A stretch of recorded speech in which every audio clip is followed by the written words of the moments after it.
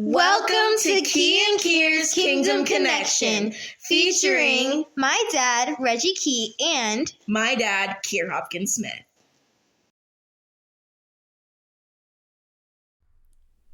Oh, my man. What's up? Key and Kier's Kingdom Connection. It's in the wrist, man. Is it in the wrist? I gotta curve the wrist a little bit. Oh, okay. I noticed that when I curved the wrist. Okay. At the last second. Oh, that's that over the top. That's That's that Sylvester Stallone over the top. I got you. Curve that thing. Yes, sir. Okay. All right. Well, look, you got something on your mind and your spirit, on your heart, bro, that you want to discuss, and so yeah, let's put some chops to it. The Lord is good at giving lessons that cut both ways. That your first reaction is to apply it to a person who is doing something against you that you do not appreciate, right? That hurts you, that offends you, whatever words you want to put in right there. But then immediately, as you begin to work up your reaction, as you begin to work up your case, your rebuttal, your rebuke, the Lord will be like, but you do that to me though. So why don't you take a lesson and sit in that the way I sit in it, and then, process it that way. And so I had a moment. And as we've been continuing to talk about offense, the spirit of offense, this is the season to get rid of it, to be delivered from it. This is the season. Agreed. Something happened in my house this week, and I didn't even get offended, to be honest with you. Okay. I just kind of sat back and looked at it like, neat. So here's what happened to me. Yeah. Over the past maybe 2 years, since I moved down to South Carolina, I've been dealing with some high blood pressure issues. Okay.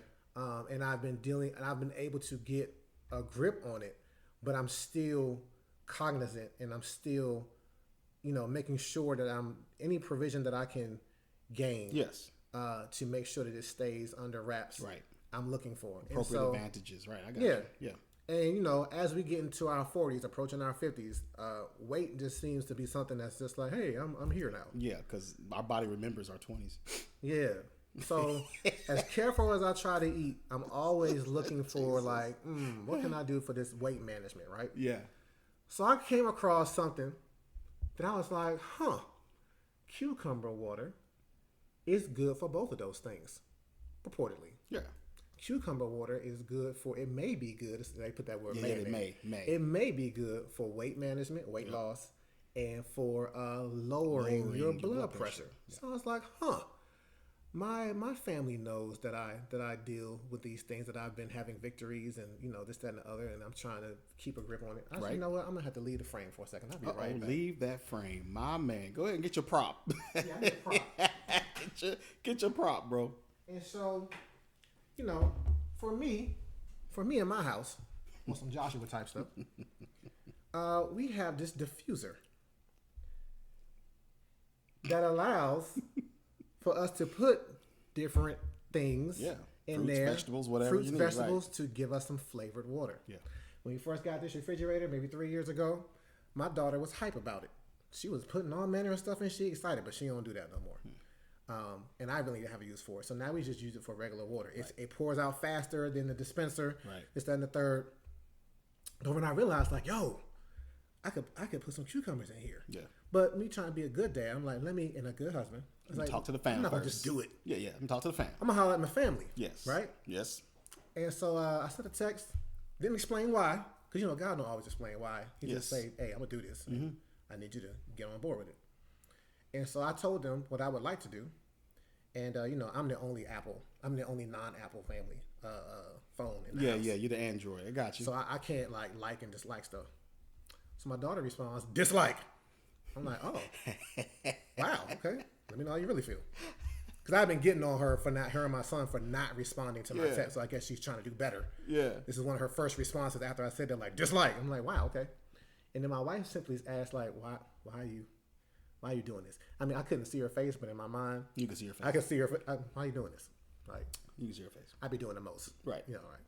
So I sent them a snapshot of the little health thing about the cucumber water. Yeah.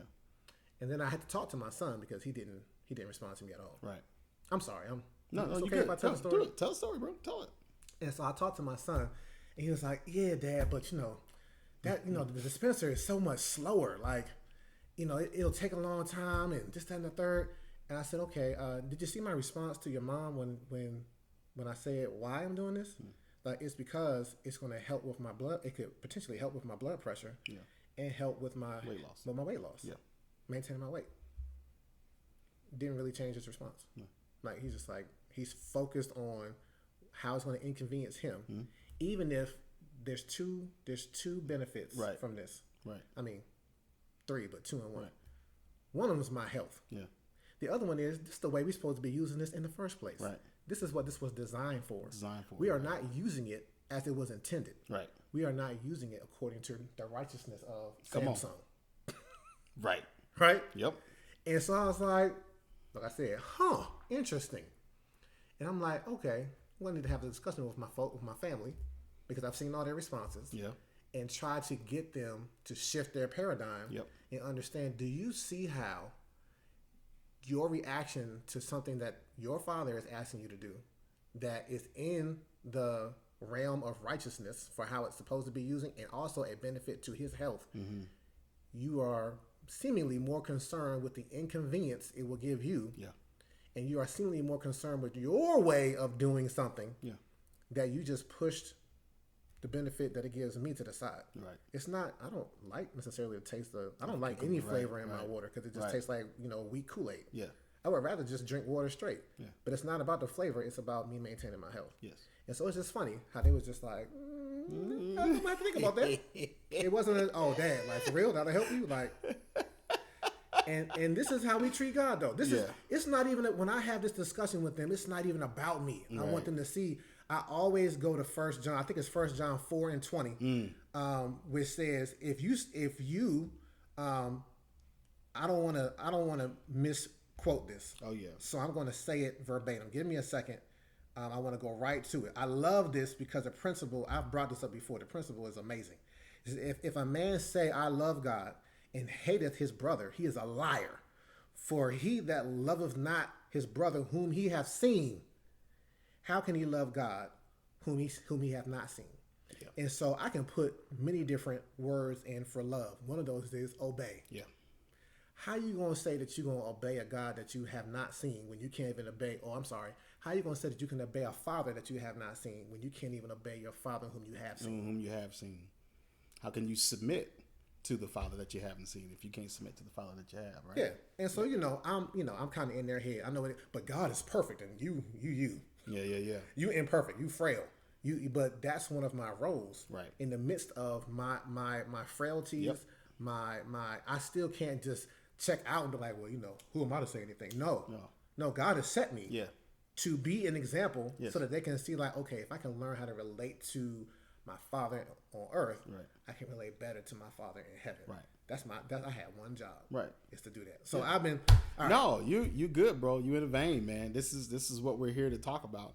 And I see it, and you talked with me before. I was like, wow, it's our nature, right? It's a part of our fallen nature. This is not excusing it. Yeah. This is just recognizing that this is a part of the fallen nature that we have to fight against. It's just a recognition. Yeah, it's just a recognition, because we got to recognize these fallen parts of our character, of our nature as man, as woman, as human beings. And once we can see it, we can better fight against it. But we need these things to eventually jump up and like kind of spit in our eye, spit in our face.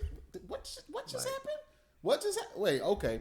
And as a father, you're right, man. It's tough because this is kind of, we talked about this, kind of interwoven, because there's so much that I know our children, because his children and my children, basically the same age, but we know every generation has principalities that's fighting against them. Yep. And because the principality been fighting before they were born, it's now on them to recognize the principality and then to fight back against it. As we understand the stuff that we fought against growing up in the 80s, in the 90s, they got to know what they're fighting against growing up in the 2020s and the 2010s, right? They got to see this fight. Then you have in our culture this diminishing of the man and the father's role in the home. That is overproduced when it comes to movies and shows and social He's media. always checked out. Always, right? You don't have to respect the father. You don't have to respect the man. You don't have to respect the husband. You don't have to, none of these things. Why? Because he's a deadbeat. He's nothing. He's good for working. He's good for paying bills. And these are small things. That's all he's good for. And because this is an overwhelming, oversaturating thoughts and ideas and images that are pushed, we don't recognize we're taking them in all the time. Then we then apply it to the earthly. And unfortunately, we apply it to the heavenly. Yeah. We apply it to the heavenly, right? So I was just seeing layers in what you were saying concerning it. Just like I was talking to my wife, and we got ourselves a new turtle. Oh, for real? Yeah. The Lord just blessed us. My wife wanted a turtle real bad, fam. And she goes off, and this is just a side note in what I'm saying, is that we were trying to choose a name for it. The last turtle we had that we ended up putting back into the wild was, we called him Egg from Box Trolls. Okay, you never seen the show Box Trolls, movie Box Trolls. Okay, one of the characters was named Egg, so he's going to name the thing Egg. But then when we got this one, we chose, my wife wanted to name him Boxy. Then we had Egg 2.0, and then we had Lord Portly Rhine, which is a character that's in Box Trolls. Man, and y'all most really of like us, this movie, huh? yeah, most of us goes off, and we all chose Lord Portly Rhine. My wife goes off, and she was like, "I'm not calling the turtle Lord," and I was like, "Babe." I said, "Babe, now you going just a little bit too far." She was like, "No, Lord is only to one and one alone, and that is my Lord God." I was like, "Well, biblically, you wouldn't be correct, because Lord is also a title that's given to someone who is over you and you've submitted yourself to." I was like, "Yes," and I said, "Even as Sarah called Abraham, Lord," right? And she looked at me and she was over here like, "We didn't talked about this. You know I ain't calling you Lord." And nobody asking you that. And I said, "You're missing it. Yeah. I'm not asking you to call. I'm not even demanding that you, nor am I even suggesting, but it's recognizing the principle. Principle, bro. It's the principle. She recognized him as. And so hence she called him as she recognized him. We just pointing out, you know, Yeah, people that's don't it. like holes in their logic being pointed out. Like, So in the midst of that, man, I get that, because here you have this thing, like you said, the righteous way to do it, and you want to use it that righteous way. You recognize there's benefits to this thing, and you present it to the family, and the family the benefits just went right over the head because it came down to me. I'm inconvenienced, or I really don't like it, or I'm not down for that, or I don't think cucumber waters taste good. So in their mind, all those things are me-centered, and they dismissed it for the me-centered, versus seeing your benefit and be like, "You know what? Because it's dad." well, you know, here's the thing, and I don't mean to get dark here, but this small sacrifice that I'm asking them to make is going to benefit them in the long run, because I got a little heated with them. Recently, I was like, "Yo, black men are dying out here. Yeah. We out here dying though." Like, and at this age, seeing Malcolm Jamal Warner, it was extenuating circumstances. Right. But I'm like, yo, like, it's stuff taking us out at this age. Yeah. And if we don't begin to be careful about it, if we don't begin to manage it, Yeah. if we don't begin to have the support of our families to be like, "Yo, what you need to keep you here on this planet from getting checked out early, let it be so." Right. Because, if I'm gone, your covering is gone. It's real.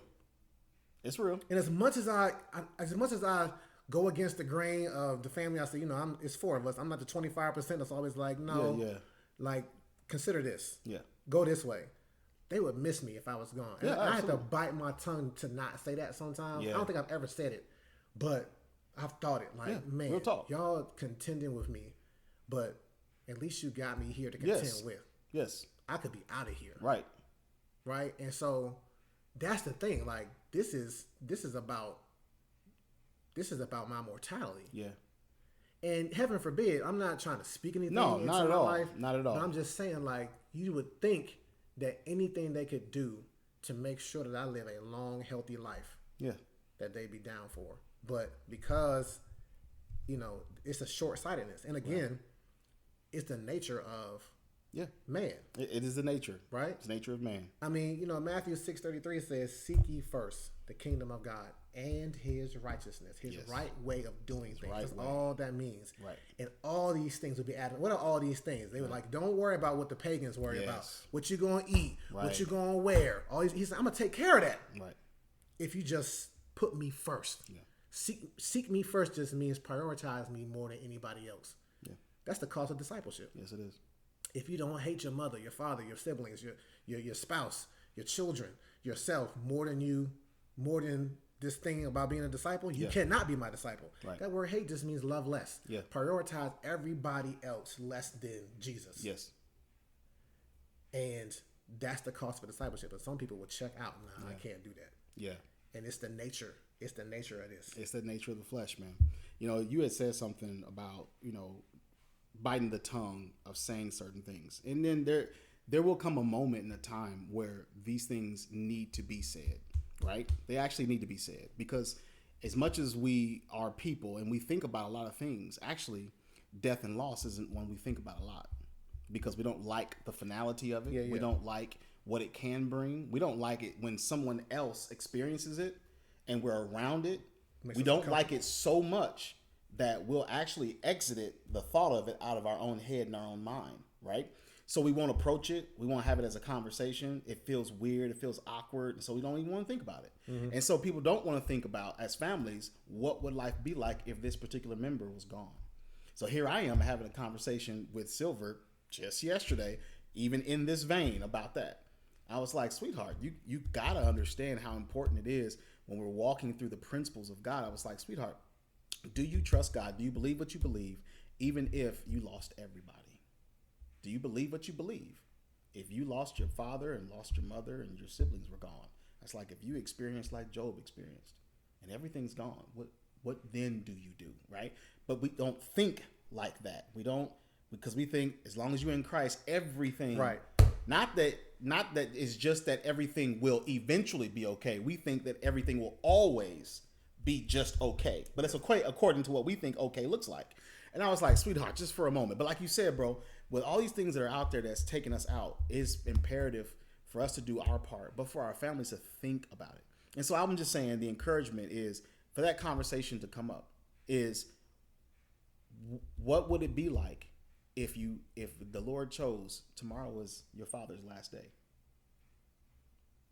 What would that be like? I brought this up to my wife. I've told her I worry about her. I've told her this. I said, I worry about you. That if I wasn't here, I don't know that how you and our children would make it. Yeah. And she was like, yeah. And I was like, just hear my heart. I said, this isn't about puffing me up. This is about me thinking about some stuff. Like in our marriage, there's some stuff I feel like you over depend on me for. And I said, not that there shouldn't be a fine balance between what we do with each other, but there's some stuff that I'm like, would you know how to do that? Would you know how to do this? Because there's sometimes in families, we have a role, we have things we do it so much. Right. That the other person doesn't even worry about it. We handicap. Yeah. We don't even think about it. So like for years, my wife never pumped gas. And the one time when I told her she had to, dude, she got upset with me. She got angry with me. Called me while she was on the phone, fussed at me the entire time while I'm making her pump gas. Because I had realized, oh my gosh, I'd always pump my wife's gas. She don't even know how to do it. Yeah. But see, here's the thing. The difference between what you're saying is important. Yeah. It's not just, oh, what if your dad's not there? It's, what if your dad's not there because of something that you would not give up doing? Oh, there you go. That's the real rub, right? Yeah. Like, he could have been here if you would have just let him have this diffused cucumber water, right? Yeah. That'd be terrible. Then we talk about this. We should end up. Yeah. We should end. But then we talk about this when we had the men over at the house for Bible and barbecue. Mm-hmm. It was like, man, what must Adam be? How must he be processing all this? Right. Like just looking at the earth, like just like, yeah, that's me. That's me. That's on me. Yeah, all that. Yeah, that's all on me. He just permanent timeout. He just got his back to everybody, like just in timeout like, until it's all over with. Right. And then once it all comes to culmination and the last battle is fought, then he can come out timeout. Right. He come out there. I hear you on that. And you know what? Here, side note. I know we're gonna end this thing, but I can't help myself. It's oversaturation of our culture. Do you know how many movies, how many TV shows, how many times we watch stuff, and when something happens and it was someone's fault, there's other people that'll say that wasn't your fault. And you start thinking that oversaturation was like, oh, if that happened, that was just God's will. The Lord. That was just God's will. And it was like, hold up for a moment, scratch that. Could you have done something to have prevented that? Absolutely. Yeah. And if there is something that you could do to help prevent a thing, then it's on us to do it, right? It is. And so I got you. I hear you on that. I hear you on that point. That's a good angle. Let's land it, bro. We have landed. Let's land it. This is King and Kiers. Kingdom Connection. We love y'all. I love the text that I started with this. I was like, I love y'all. Yeah. But this though. Yeah, but this though. And it's not a but against the love. It's a but against the situation that we can taste it, we can smell it, we can see it, right? We can even feel that thing. It's not against the love. It's just recognizing what's in the atmosphere. Yep. All right. Y'all know what platforms that we always own. Y'all know it. All right. This is Forti Ministries. Yep. Mm-hmm. I got so caught up in my thoughts. PIMT. Man, power in my testimony. I'm doing every time I feel like I'm gonna forget it, and it didn't come to me today though, because this thing is in my head. It's in your head, which I get it. I trust and believe I get it. And y'all know y'all can always find us on Spotify because we post these things up, man. So we appreciate y'all for hearing this. I know it may seem very personal, but it is personal. But we want to release this so that anybody else who's also dealing with this personally just know that we're dealing with you, we're chopping up with you, and we're submitting this before God together because we're looking for the Lord to be our solution in all things. Till the next time. Oh, see? No, I think both of us didn't hit the wrist right. We both didn't dip it. We hit right here. Yeah. Sorry. It's all good. Sorry. Yeah.